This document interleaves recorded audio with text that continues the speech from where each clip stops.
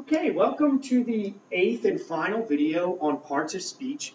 If you stuck with us and watched the first 7, hopefully you're getting a good grasp on the different kinds of words that make up our language.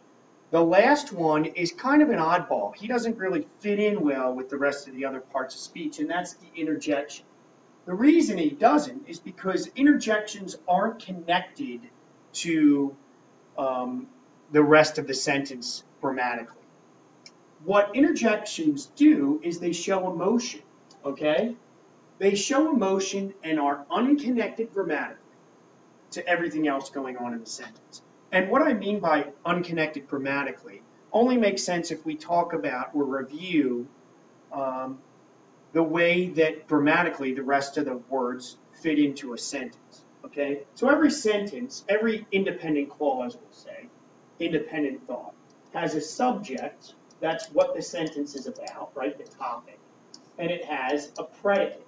It has a verb and everything that follows the verb, and that predicate answers the question, what about the subject? So if we just say, you know, simple sentence, the dog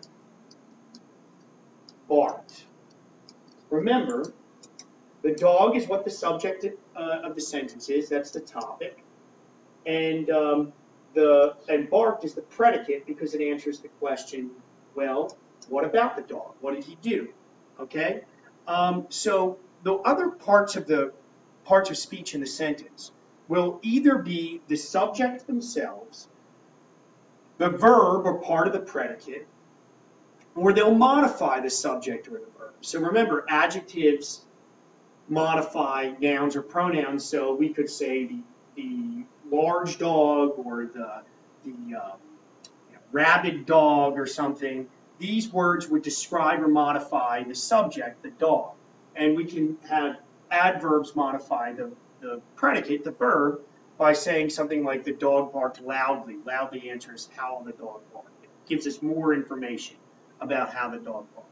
So whether it's a noun or pronoun, or it's a verb, or it's an adjective or an adverb, even the prepositions that make up prepositional phrases, the conjunctions that link these things, they all work in the confines of that independent clause, but interjections are different.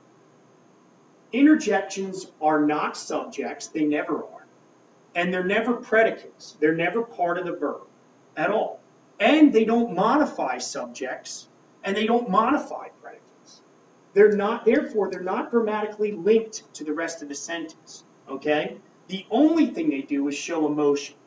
And if we take a look at the examples in this graphic here, you can see how they show emotion.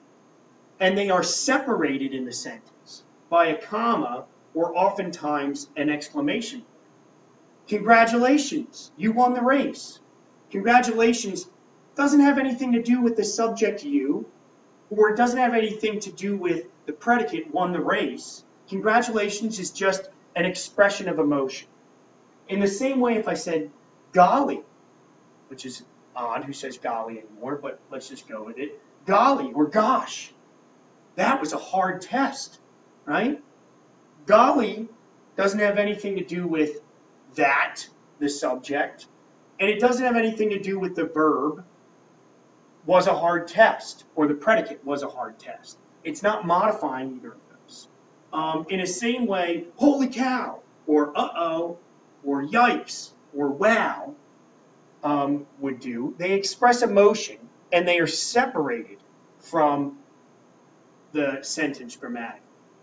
So if we take a look at examples, one of the things you'll notice is that they're really easy to spot because oftentimes they will end with the punctuation that is an exclamation point, right? So, ouch, that plate is hot. It expresses emotion. Now that emotion can be pain, as in this case. It can be excitement. It can be horror. It can be joy, but emotion nonetheless.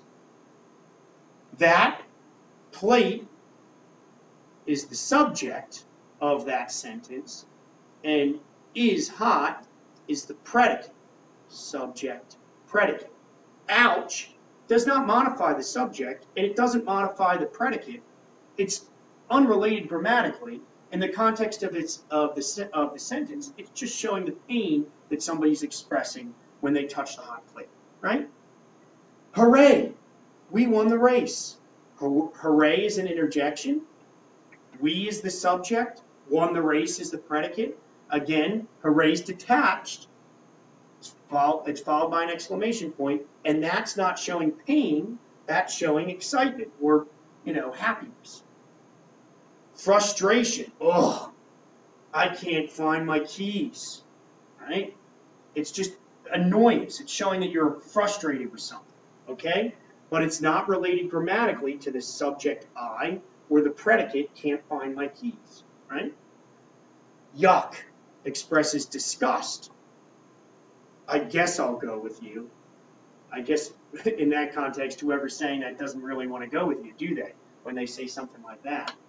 And whoa, that was a close one. Okay? In all of these examples, notice whoa as a comment, not an exclamation. Hopefully you can see they are expressing emotion and not connected to the sentence grammatically. And they're our last part of speech. So if you understand that they kind of fit outside the boundary, fit outside the rules by not being modifying or not being connected to the subject or the predicate, they're pretty easy to spot. Remember, most of them have exclamation points, so that makes it easy too. All right? That's really it about interjections. If you need more help or more explanation on any of these, remember you can click on the links underneath each YouTube video.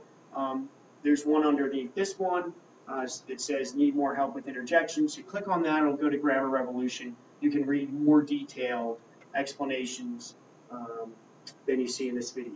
Hopefully it's helpful to you, and thank you for watching.